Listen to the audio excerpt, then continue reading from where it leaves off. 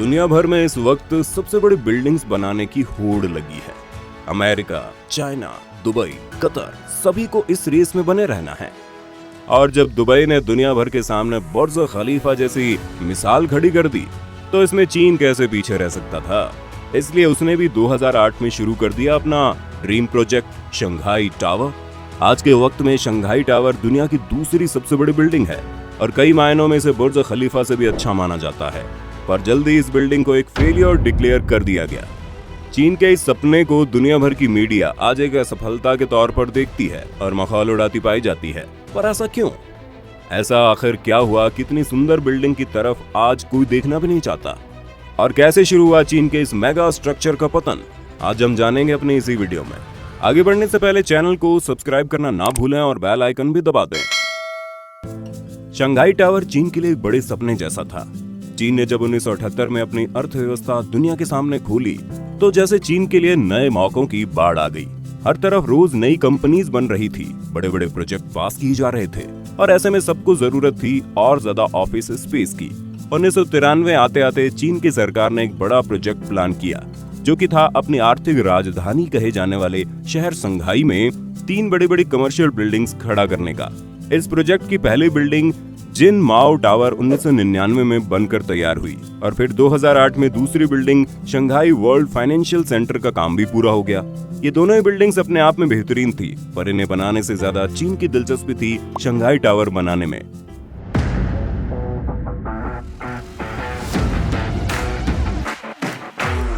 Shanghai tower का design बेहद ही बेहतरीन है और इसके बारे में ये प्रचलित है कि इसे अलग अलग जगहों से देखने पर ये हर बार अलग बिल्डिंग की तरह नजर आती है। पर्यावरण को बचाने के लिए इसमें काफी पेड़ पौधे लगाए गए और साथ ही बिल्डिंग के ऊपर कई टरबाइन भी लगे हैं, जो बिल्डिंग के खपने वाली 10% बिजली का इंतजाम अपने दम पर करते हैं। साथ ही इसमें बारिश के पानी को बचाने और बाद में इस्तेमाल में लाने के लिए पुख्ता इंतजाम किए गए हैं।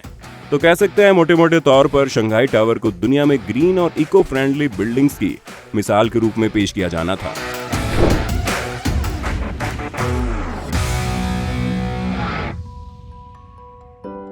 पर शायद यही चीजें चीन को आगे जाकर बहुत चुभने वाली थी। जब दुनिया भर के लिए ये बिल्डिंग 2015 में खोली गई, तब तक समझ आने में काफी देर हो चुकी थी। दरअसल बिल्डिंग का डिजाइन बहुत ही शानदार है, पर इस तरह के डिजाइन के लिए जरूरत थी बिल्डिंग को 2 बार कवर करने की। यानी ऐसे समझिए कि शंघाई टावर की बिल्डिंग के चारों तरफ एक अलग लेयर से कवर किया गया है, जैसे किसी गिफ्ट बॉक्स को आप एक रैपिंग पेपर से कवर करते हैं। इस डिजाइन से तेज हवाओं से होने वाले नुकसान को 25% तक रोका जा सकता है, पर इसी वजह से काफी सारा स्पेस बर्बाद कर दिया गया और टावर के अंदर बने ऑफिस के फ्लोर छोटे हो गए। उन फ्लोर्स को भी इस तरह डिजाइन किया गया कि उसमें से आधा स्पेस खाली रहे और नतीजतन ऑफिस में काम करने लायक जगह कम पड़ गई। शंघाई टावर की साख के कारण वहां एक ऑफिस स्पेस को लीज या रेंट पर लेने की कीमत भी बाकी बिल्डिंग से 30% ज्यादा है, जिस वजह से कोई भी कम ऑफिस स्पेस के लिए ज्यादा कीमत देने के लिए तैयार नहीं हुआ और बेहद ही कम लोगों ने यहाँ पर अपने ऑफिस शिफ्ट किए। इस डबल लेयर डिजाइन के पीछे चीन की मंशा साफ थी कि उन्हें क्लीन बिल्डिंग बनानी थी, जिस वजह से इन दोनों लेयर्स के बीच का स्पेस पेड़ पौधे उगाने के लिए छोड़ दिया गया। साथ ही डबल लेयर होने की वजह से बिल्डिंग के टेम्परेचर को मेंटेन करने के लिए भी कम एयर कंडीशनिंग की जरूरत थी।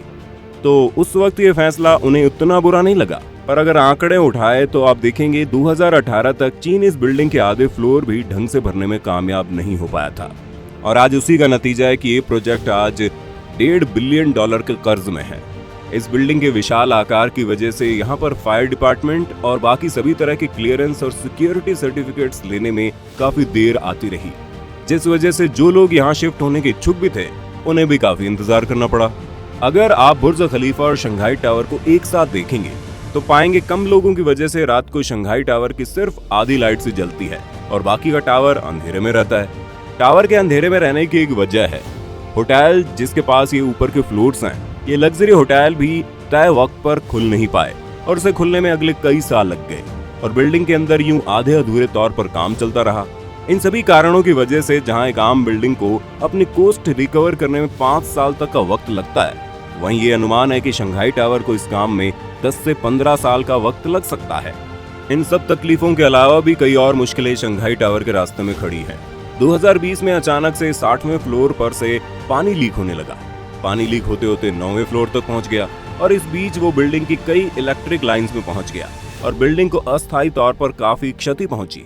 हालांकि इस परेशानी से पार पा लिया गया और सभी चीजें ठीक हो गई। इस एक घटना ने टावर की छवि को काफी नुकसान पहुंचा दिया और पहले से ही मुसीबत में चल रही इस बिल्डिंग को काफी आलोचना भी झेलनी पड़ी। कुछ लोग इसके लिए बिल्डिंग के डिजाइन को जिम्मेदार ठहराते हैं तो कुछ लोग चीनी सरकार की खराब तैयारियों को।